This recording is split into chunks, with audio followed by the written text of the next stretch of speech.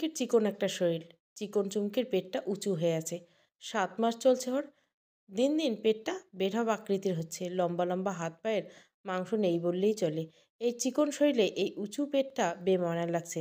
তার চেয়ে বড় কথা, এতটুকু শরীর এই পেটের ভার সইতে পারে না, কিন্তু চুমকি সয়ে যায়। শুধু কি সয়, এই উঁচু পেট নিয়ে কত কাজ করে রোজ।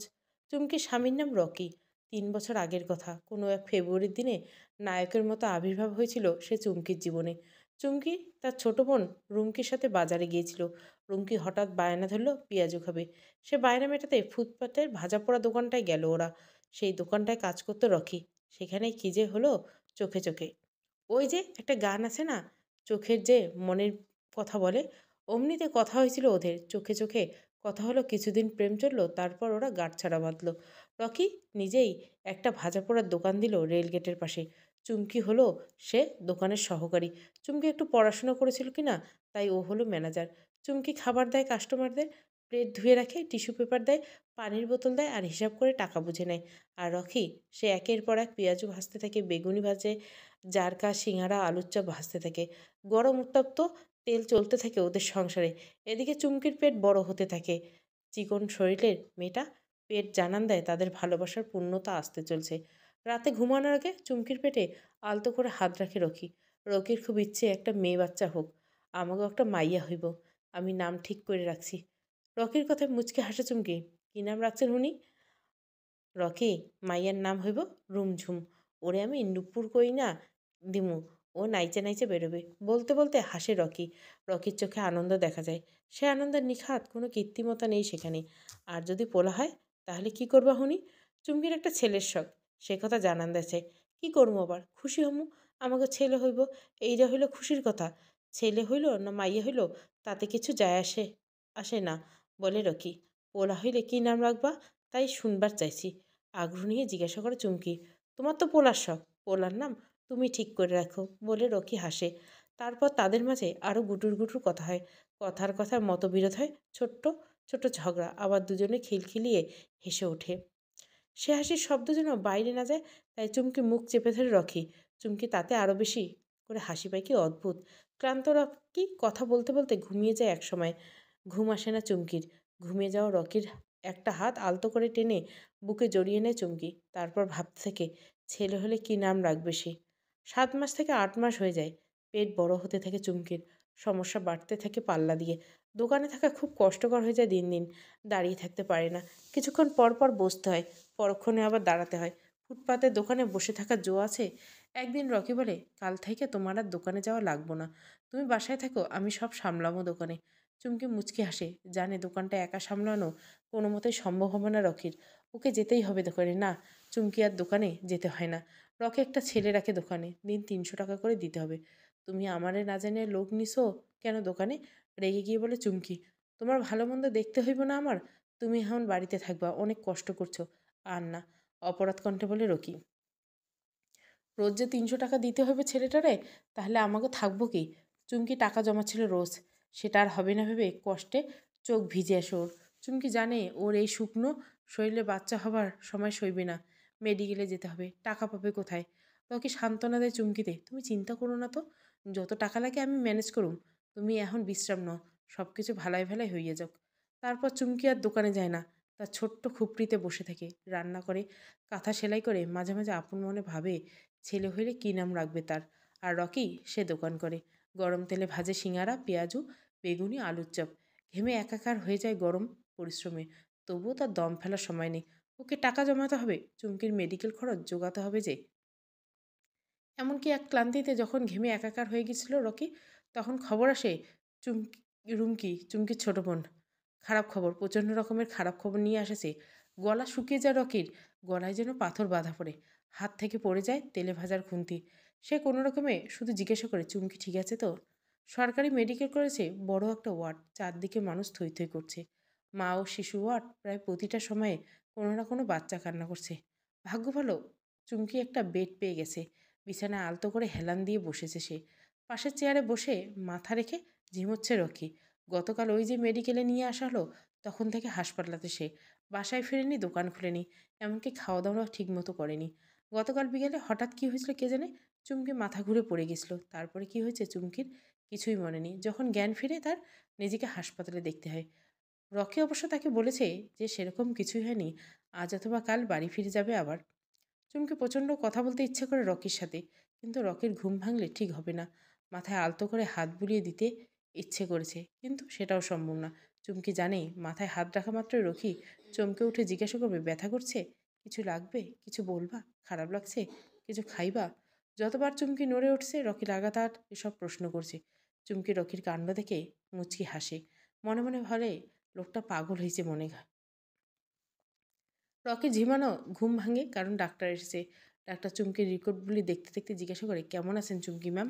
এখন একটু ভালো আছি স্যার। একটু নড়ে চড়ে বসে চুমকি। তারপর ধীরে ধীরে উত্তর দেয়, ভালো থাকলেই ভালো। আরও একটা খবর দেই, আপনার মেয়ে সন্তান হতে যাচ্ছে। এতক্ষণ ইচ্ছে করে জানেনি, সরি। রকি চমকি দুজনের খুশি হয়ে যায়। দুজনের মুখে হাসি ছড়িয়ে পড়ে। আবার ডাক্তার বলে ওঠেন, আচ্ছা শরীরের এত অযত্ন নিয়েছেন কেন বলুন তো? শরীরে কিছুই নেই আপনার, ভালো মন্দ পুষ্টি খাবার খেতে হবে এখন, বুঝেছেন? ছোটবেলা থেকে আমার খাওয়ার রুচি কম স্যার, খাইতে মন চায় না। মন না চাইলে খেতে হবে, বাচ্চার জন্য খেতে হবে। এখন থেকে ফলমূল পুষ্টিকর খাবার খাবেন বেশি করে। আচ্ছা স্যার, বলে মনে মনে প্রতিজ্ঞা করে চুমকি প্রচুর ফলমূল মাছ মাংস খাবে এখন থেকে। ডাক্তার এবার রকির দেখে ফেরেন, আপনি একটু আমার সাথে আসুন, কিছু ওষুধ লিখে দিচ্ছি, নিয়ে আসবেন। ডাক্তারের পিছু পিছু চেম্বারে ঢুকে রকি। ডাক্তার সোজা গিয়ে তার চেম্বারে বসেন, তারপর রকিকে বসতে বলেন। রকি বুঝে ওষুধ লিখে দেওয়ার জন্য তাকে ডাকা হয়নি। ডাক্তার কিছু বলবেন, যা বললেন তা চুমকিকে জানাতে চাচ্ছেন না, সেই কারণে তাকে এখানে ডেকেছেন। আপনার স্ত্রীর বয়স কত? কোনো ভূমিকায় না গিয়ে সোজা জিজ্ঞাসা করেন ডাক্তার। অপরাধী কণ্ঠে রকি উত্তর দেয়, 17 বছর স্যার। 17? আমার তো মনে হয় আরও কম হবে। যাই হোক, আপনার স্ত্রী খুবই রোগা, শরীরে পুষ্টির ঘাটতি আছে, সে কারণে গতকাল মাথা ঘুরে পড়ে গেছে। আপনার ভাগ্য ভালো, মাথা ঘুরে পড়ে গেলেও সেরকম ক্ষতি হয়নি বাচ্চার। কিন্তু বলে থামেন ডাক্তার, কিন্তু কি স্যার? আপনার স্ত্রীর শরীরে যথেষ্ট বাজেভাবে আঘাত পেয়েছে, তাকে যথেষ্ট পরিমাণে যত্ন নিতে হবে এখন। পুষ্টিকর খাবার খাওয়াতে হবে, নয়তো বাচ্চা হবার সময় আপনাকে আমার এভাবে বলতে হবে, মাকে বাঁচান নাকি বাচ্চাকে। বলে থামেন ডাক্তার। রকির কথাগুলো বিশ্বাস হচ্ছে না, এরকম ঘটনা দেখেছিল সে সিনেমায়। তার সাথে এমন কিছু হতে পারে কল্পনা করেনি। আপনি আমার স্ত্রীকে আজ নিয়ে যেতে পারেন, কিন্তু আবারও বলছি ওকে যথেষ্ট পুষ্টিকর খাবার খাওয়াতে হবে। আর সেসব ওষুধ দিচ্ছি সেগুলো একদম নিয়মিত খাওয়াবেন। বলে কিছু ওষুধ লিখে দেয় ডাক্তার। আরে ভালো ভালো ওষুধ লিখে দেন স্যার, আমার বউ আর বাচ্চা দুজনেই যেন ভালো থাকে, কোনো সমস্যা যেন না হয়। রকির মনে ভয় ঢুকে গেছে, রকি সেই ভয় কাটাতে পারে না। কিসব পাগলের মতো কথা বলছে, যা প্রয়োজন তাই লিখে দিয়েছি, আর সেসব বললাম সব পালন করবেন। বলেন ডাক্তার। আচ্ছা স্যার, আমি তাই করুম। রকি উত্তর দেয়, আপনার হাতে মাত্র 1 মাস, আর হ্যাঁ, ব্যথা উঠলে সোজা মেডিকেলে চলে আসবেন, একদম দেরি করবেন না। আচ্ছা স্যার, আর হ্যাঁ, একটা কথা সবসময় মনে রাখবেন, একটু এদিক ওদিক হলে হয়তো কেউ একজনকে হারিয়ে ফেলবেন, খুব যত্নে রাখতে হবে এখন, খুব যত্নে। রকি আর ডাক্তারের কথায় জবাব দেয় না, ওর কথার ভার হয়ে ওঠে। কি হবে ভেবে কুল হারায় সে। চুমকির সামনে যেতেই চুমকি হেসে উদ্গ্রীব উদ্গ্রীব হয়ে জানতে ছিল, কি কইল ডাক্তার? রকি স্বাভাবিক হাসি মুখে বলল, তোমারে বাড়ি নিয়ে যাইতে কইল, কিছুক্ষণ পর আমরা বাড়ি যাবো। চুমকির মুখে হাসি ছড়িয়ে গেল। এই মেডিকেলে একদম ভালো লাগছে না তার। এবার বাড়ি ফেরাটা তার কাছে বিশেষ কিছু, কারণ সে জানে এবার তার সঙ্গে রুমঝুম যাচ্ছে। রকি তার দোকান চালু করে তেলে ভাজতে থাকে, নাস্তা বেচাকেনা হলো হরদম। চুমকি ভাত রান্না করে অপেক্ষা করে রকির জন্য, কখন ফিরবে রকি। রকি ফিরলে যেন প্রাণ ফিরে পায় সে। রাতে রকি ভাত খেতে খেতে বলল, ছেলে তো হইল না, তুমি মন খারাপ করলা নাকি?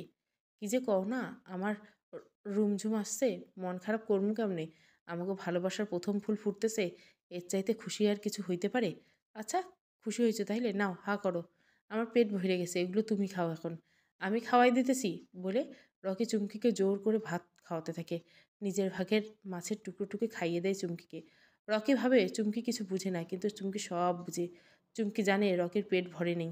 রকি ইচ্ছে করে রোজ অজুহাতে ওর খাবার খাইয়ে দিচ্ছে চুমকিকে। আজকে আবার আপেল আনছেন শুনি? কালকের আপেলটা তো পইড়ে আছে এখন। শুতে যাবার আগে বলে চুমকি, পইড়ে আছে মানে তুমি খাও নাই আপেল? খাইছি তো, অত কি খাইতে পারি? নাও তুমি খাও তো এবার। বলে রকির হাতে আপেল তুলে দেয় চুমকি। আচ্ছা এখন ঘুমাই, আমার সকালে দোকানে যাইতে হবে, তুমি ঘুমাও। বলে শুয়ে পড়ে রকি।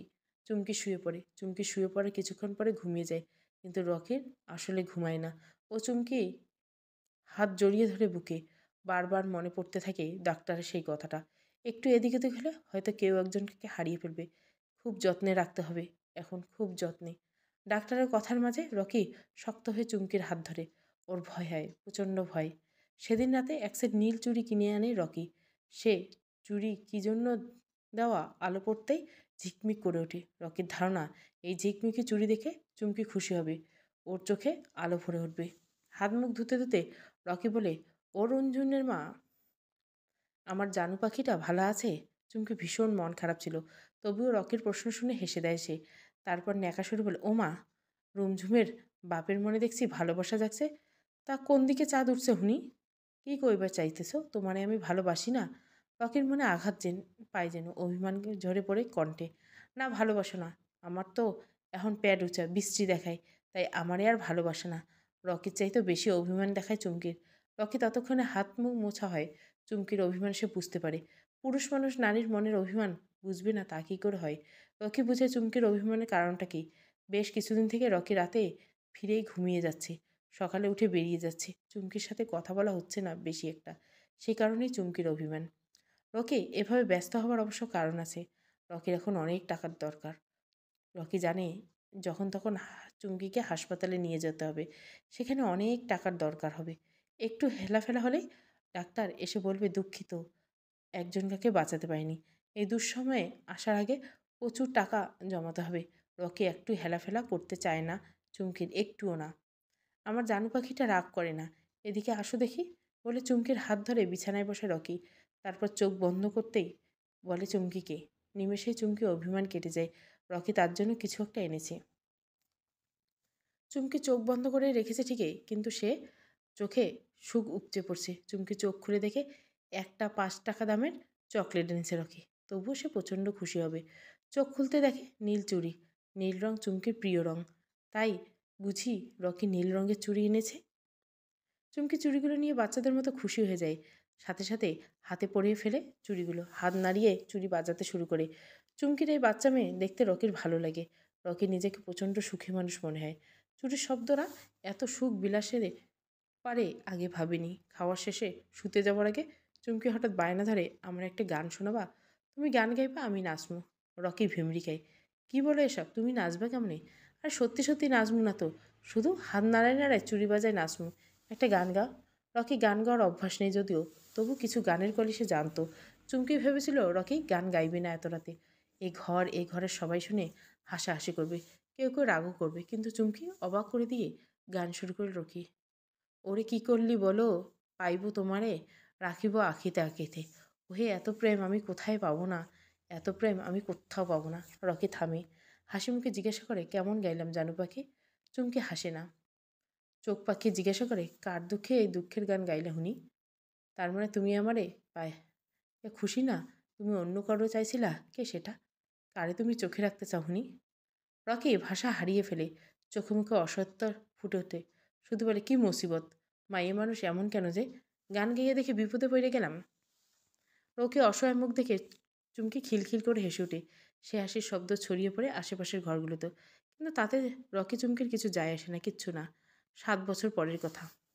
রকি ভাজা পড়ার দোকানটায় ব্যস্ত। এখনও সে দোকানের রেলগেটের পাশে। সিঙ্গারা, পেঁয়াজু, পুরি, বেগুনি, আলুর চপ মচমচে ভাজে রকি। কাজের আরেকটা ছোট্ট ছেলে রেখেছে, লাবু নামে ডাকে তাকে। সেই ছেলে যথেষ্ট পটু, কিছু বুঝিয়ে দিতে হয় না, নিজ থেকে কাজ করে। ওই তো বেনি দুলিয়ে স্কুল থেকে ফিরছে রুমঝুম, সাদা ধবধবে স্কুল ড্রেস আর সাদা জুতো পায়ে নিচে গিয়ে আসছে সে। ওর গায়ের রং একদম চুমকির মতো শ্যামলা সুন্দর, চোখগুলো চুমকির মতো টানা টানা। চুমকির মতো চোখ নাচিয়ে নাচিয়ে কথা বলে সে। চুমকির মতো অল্পতে রেখে যায়, অভিমান করে। আব্বু স্কুল ছুটি দিয়েছে, আর সব পড়াই ঠিকঠাক দিয়েছি আমি। মিজামাই মাথায় হাত বুলিয়ে দিয়েছেন। রকির কাছে এসে স্পষ্ট ভাষায় বলে, রুমঝুম, গুড মেয়ে আমার, রোজ পড়া দিতে হবে মা, তাহলে রোজ মিস আদর করবে, বলে রুমঝুমকে নিয়ে দোকানের একটু পাশে চলে আসে রকি। গরমে ঘেমে গেছে মেয়েটা। স্কুল ড্রেস খুলে দেয় রকি। স্কুল ড্রেস নিচে একটা গেঞ্জি পরা ছিল, সেটা পরে থাকে রুমঝুম। ওদিকে দোকানে কাস্টমার ভিড় জমে গেছে। লাবু কাজ করতে করতে হাঁপাতে যায়, তবুও রকিকে ডাকে না। লাবু জানে রকি এখনই আসবে না দোকানে। সে এখন রুঞ্জনের বেনি খুলে দিয়ে চুল আঁচড়িয়ে দিবে, তারপর নিজে হাতে ভাত তুলে খাওয়াবে, তারপর দোকানে ফিরবে। পাশ দিয়ে চুড়িওয়ালা যাচ্ছিল, তা দেখে রুমঝুম বলে ওঠে, আব্বু আমি চুড়ি নিব। চুড়ি নিবে? দাঁড়াও বলে চুড়িওয়ালাকে ডাকে রকি। চুড়িওয়ালার সঙ্গে সঙ্গে কাছে দাঁড়ায়। এক সেট লাল চুড়ি দাও দেখি, চুড়িওয়ালাকে বলে রকি। চুড়িগুলো হাতে নিয়ে রুনঝুন খুঁটিয়ে খুঁটিয়ে দেখে, তারপর বলে, এই চুড়ি আমি নিব না আব্বু। এগুলো নিবে না মা? না আব্বু, আমি ওগুলো নিব বলে আরেক সেট চুড়ি দেখিয়ে দেয় রুমঝুম। নীল রঙের চুড়ি। এরকম নীল রঙের এক সেট চুড়ি নিয়েছিল সে চুমকির জন্য। সেই চুড়ি পেয়ে চুমকি ছোট বাচ্চাদের মতো খুশি হয়েছিল। হাত নাড়িয়ে শুনিয়েছিল চুড়ির নৃত্যের শব্দ। রুনঝুন চুড়ি হাতে শব্দ করতে থাকে, ঠিক যেভাবে হাত নাড়িয়ে শব্দ করতো চুমকি, ঠিক সেইভাবে। রুনঝুনের হাসিটা ঠিক চুমকির হাসির মতন যেন। রুনঝুনের মুখটা যেন চুমকির মতো। আর 7 বছর হয়ে গেছে চুমকি পৃথিবীকে বিদায় জানিয়েছে।